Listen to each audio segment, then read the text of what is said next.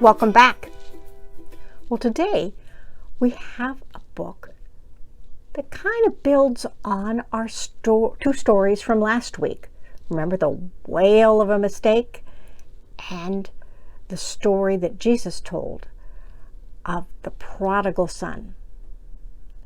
So let's read and find out what happens in this book. I Can Help. Written by Reem Faruqi, illustrations by Michaela Prevost. Reem is from Pakistani descent and immigrated to the United States when she was 13 years old. Reem's favorite age as a child was being 9 years old. She would rather make Play-Doh than cook dinner, has 3 daughters, and used to only wear the color blue. Michaela was born and raised in Southern California, but currently lives in Phoenix, Arizona with her husband and their 3 kids.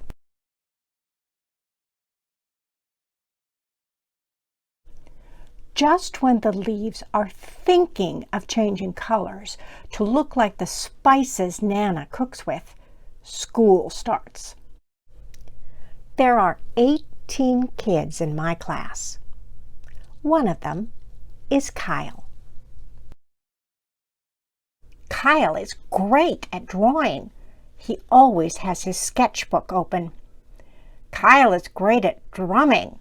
He always taps music during the breaks. But Kyle is not great at reading. He has trouble sounding out words. Kyle isn't great at handwriting or cutting or gluing either. He needs someone to help him. So every day, Ms. Underwood asks, "Who will be Kyle's helper today?" I always raise my hand. I can help. Because Kyle is generous. He always shares his favorite chocolate chip cookies at lunch. Because Kyle is funny. He's good at telling jokes. Because Kyle is kind. He always smiles at me. One day, Ms. Underwood chooses me to help. We do such a good job that Ms. Underwood gives me not just 1, but 2 thumbs up and tells me, "Zara, you really are a super helper, aren't you?" I sit up nice and tall.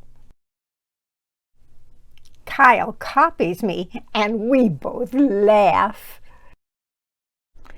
Later at recess, I take my turn on the swings. When I'm all the way up high, I realize the leaves are no longer thinking about changing colors. They are already the colors of red pepper, cumin, and turmeric, the spices Nana uses. Even though I'm at the top, I can hear my classmates talking. "Kyle is such a baby," says Tess. "He looks weird," says Ashley. I want to keep swinging, but I stop. I want to stop listening, but my ears listen harder. Tess walks closer to the swings. She looks like she wants a turn. "Why do you help him?" asks Tess. I want to explain why, but I don't. I was going to give Tess a turn on the swings, but instead, I start swinging as high as I can. Why do I help him? I try to stop thinking about what Tess and Ashley said, but I can't. The next day, Ms. Underwood asked me to help cut paper for Kyle. My hands feel heavy as I pick up the scissors. I'm ready to cut. I notice Tess and Ashley looking at me hard. I put the paper down. My hands feel even heavier. Do it yourself, I say, pushing the paper at Kyle. I don't recognize my voice. Kyle's face is stamped with worry. I notice you aren't helping Kyle today, says Ms. Underwood. I want to answer her, but I don't want my mean voice to come out. I blink the right amount of blinks so I don't cry. The next day, Ahmed helps Kyle. I notice that Tess and Ashley are smiling at me. I look at Ahmed helping. I look at Kyle smiling and working. I wish I could smile and work, but my lips aren't smiling today, even if I try.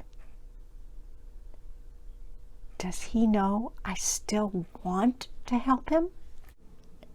You're mean now, Kyle says to me. I notice that Tess and Ashley are watching me. Are they listening? So, I still don't recognize my voice. My face feels hot, my heart cold. I stare down at my paper and pretend to focus. Kyle keeps looking at me like he doesn't know me. I don't know me either. I've never written my name so slowly before.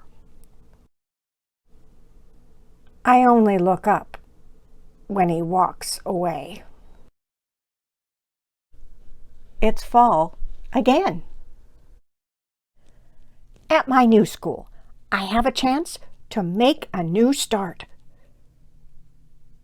Sometimes I find myself looking for Kyle, even though I know he's not here. It takes me a while to learn my way around. I've never been in such a big school before.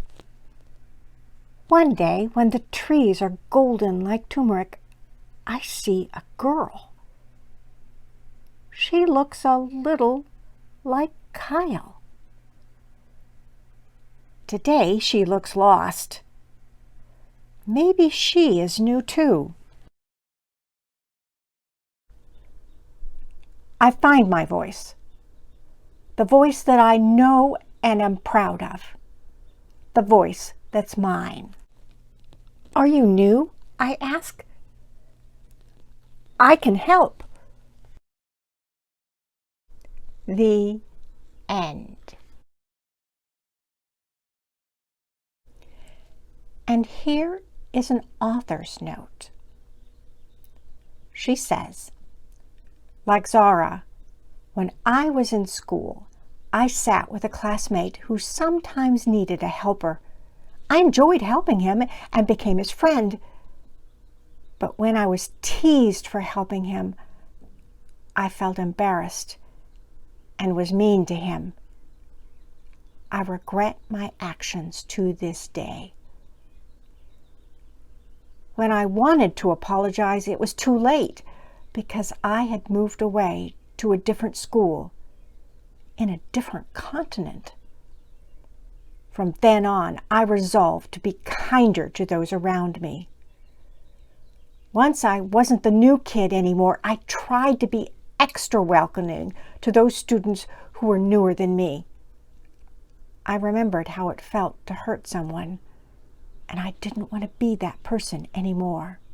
Reem says, I hope my story inspires you to be better, being kind is always the right decision. Well, this book that we read today, I Can Help. I think all of us can relate to this book. I'm pretty sure that every single one of us has sometimes acted like Zara, right? During this season of Lent, let's think about those times. Ask God to forgive us for those times when we have not been kind, and resolved to do better, to be like Zara and help.